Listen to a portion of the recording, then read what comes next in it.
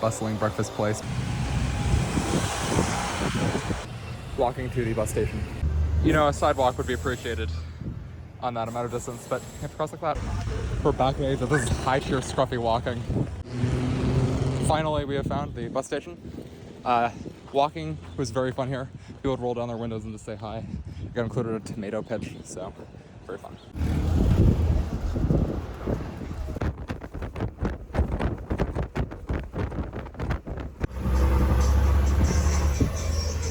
Well, look where we find ourselves again. You do get the sense it's very much the city of the car. Like, the pedestrian infrastructure is much worse here than any other place, but San Salvador still has a lot of things to do.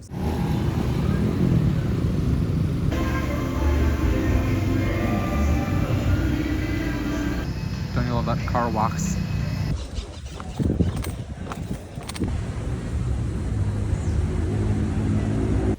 Yeah, welcome to the Universidad Nacional.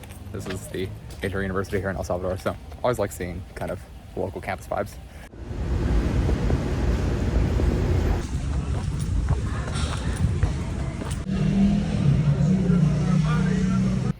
So the university has existed since 1841, founded by a Catholic priest. It has been kind of the center of a lot of conflict in the country, like oppressed by various governments. Currently is tolerated. I mean, it's a much more open country, but has also had like budgetary problems. So it's been an institution that's been fought a lot, but also is a beautiful campus and is like the predominant educational institution here in El Salvador. So interesting to walk around and get the atmosphere of it. Monday does not seem to be San Salvador's day. Not only is like every museum closed, but it seems like some parks are closed. So yeah, we'll see what we do. So yeah, definitely a successful walk around the university. I think we're just gonna go to like the famous roadside monument, honestly, and then just see if we go to like the bougie upscale place to eat dinner, and then probably have an early night so we can do more of the historic stuff tomorrow.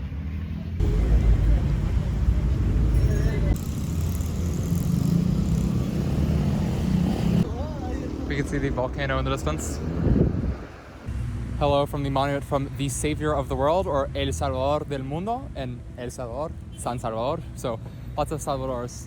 You can see this religious monument. See that there's a strange amount of Pizza Hut branding.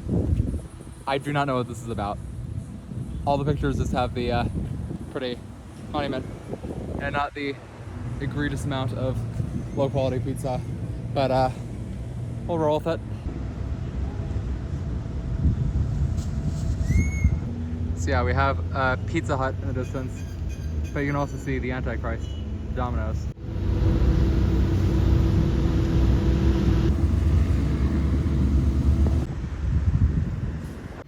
I may have to see what's up at the Pakistani restaurant here.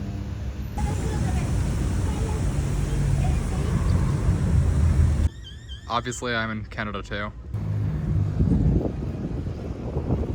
So this is the Zona Rosa, which is like kind of the upscale, swanky, like commercial restaurant bar area.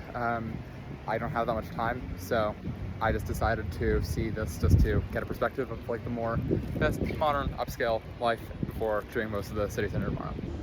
El Salvadorian grackle. Also note how these are some of the very few tall buildings we've seen so far on this trip. El Salvador is not really a country of skyscrapers at all.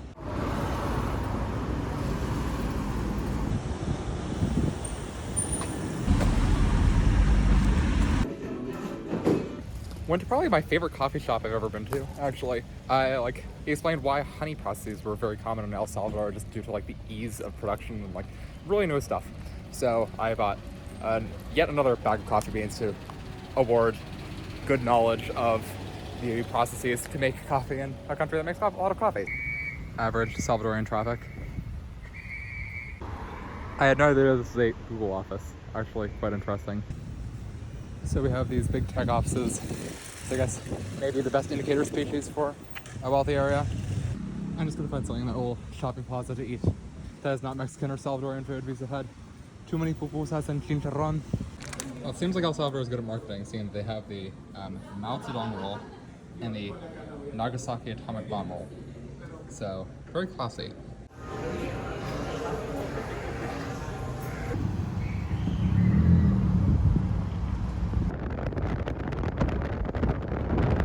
Hello from the San Andrés archaeological site.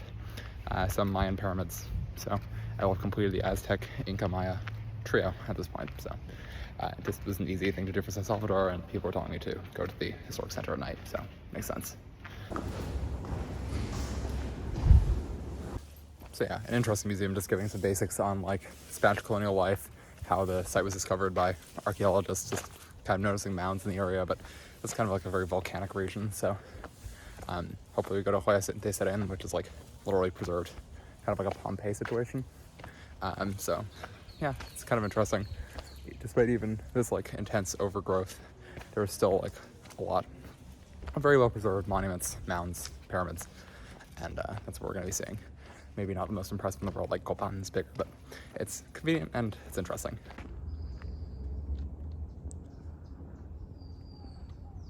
I do find it funny that like pyramids are kind of like the anti-photogenic monuments, where they just look much smaller on camera than they are in person. They're very cool, like giant mounds in some sense, but then you have kind of the stonework as well preserved. I should also note, I've not seen a single other tourist here. It is completely deserted.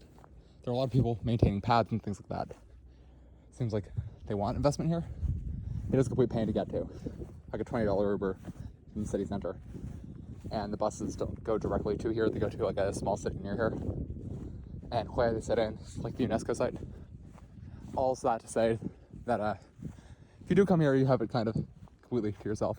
Really don't know why they built that pavilion. But you also just get a great view of the kind of surrounding volcanoes here, especially from this like top point. You got these rolling hills. Not even sure, these might be still other preserved buildings that haven't been excavated.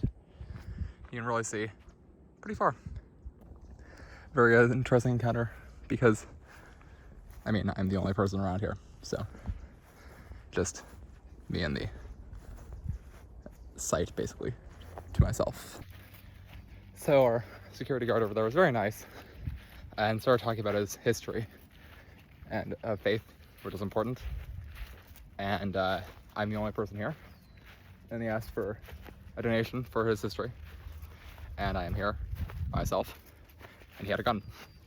So we found a midpoint that helped us. I don't think this is representative, and I don't think it's threatening, but I'm not playing, so fair. Sadly, a lot of the site was also just closed, so we will not have the opportunity to go to the other like major ruin. That was like the most impressive looking one, so not a huge loss, but still, it's kind of surprising to me. I think just off the amount of tourism that El Salvador is getting, like the government has been doing a lot of renovations to like the art museum, to this, which means that hours are pretty bad in most of the country right now, but still, I mean, you're getting it before like this becomes a new Costa Rica, so yeah, kind of worth it. So hello from Joya de Cerén. This is the only UNESCO site in El Salvador, and it's because there was actually a volcanic eruption that happened over a very classical Maya village. So you have a much better preserved idea of what everyday life was in the region. This has got to be the least formal entrance to a UNESCO site I've ever seen. So yeah, you can see quite different layers of ash. I think it's 14, they said. But the size of the complex is just pretty huge. This is just basically a whole small village that is being unearthed.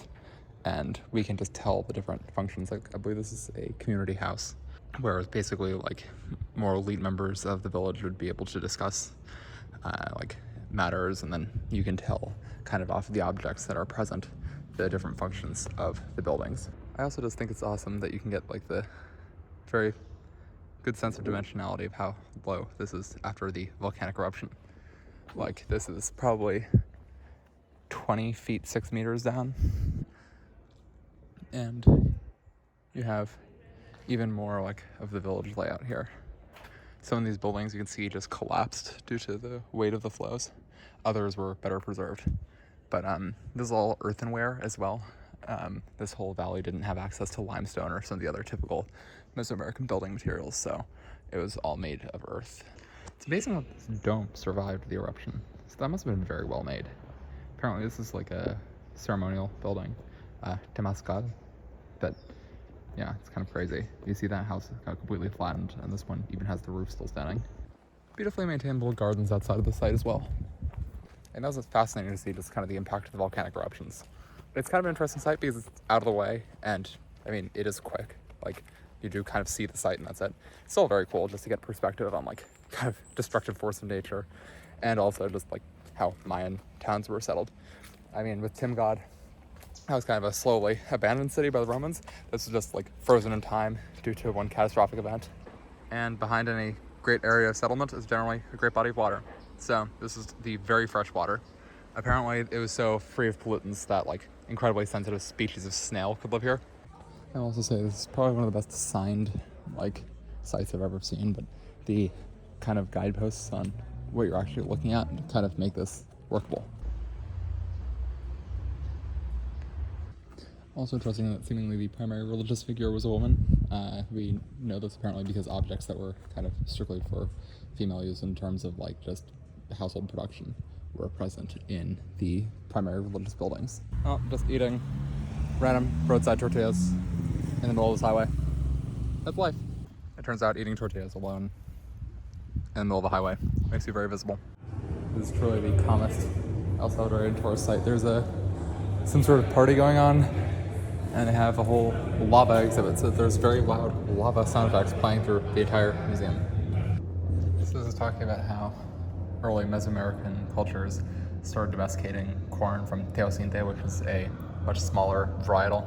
So we don't know exactly how they got that, but there was like kind of genetic modification due to selective breeding even back then.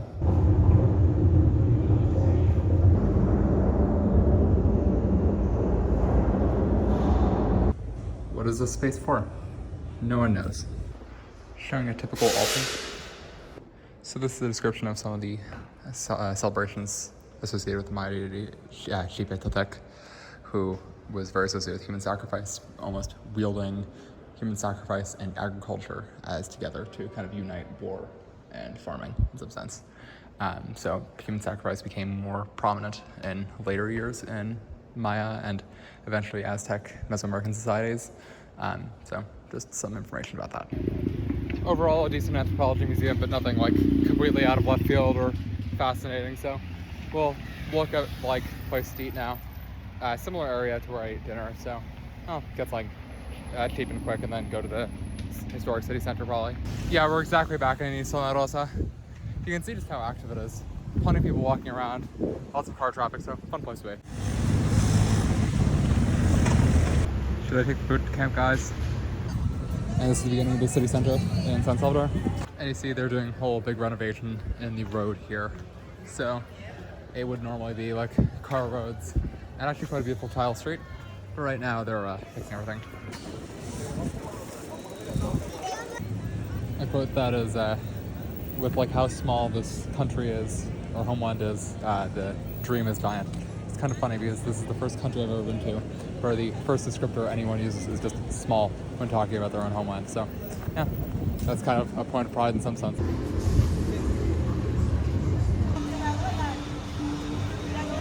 Would it shock you that San Salvador, like every city we've seen, park, very large church? Nope. It's no different. The same urban plan is followed here.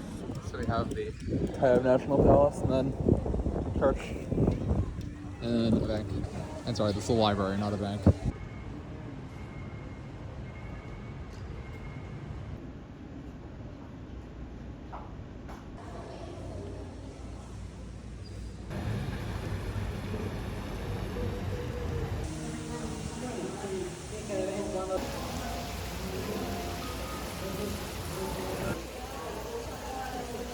Finally, rain has come.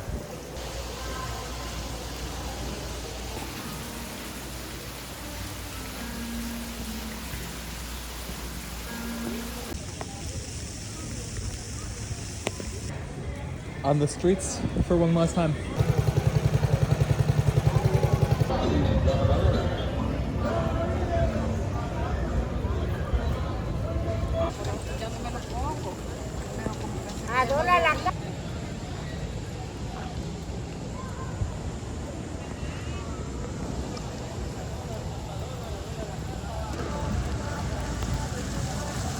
Truly the ultimate hustle culture. It begins to rain, immediately people hawking umbrellas, so respect that a lot.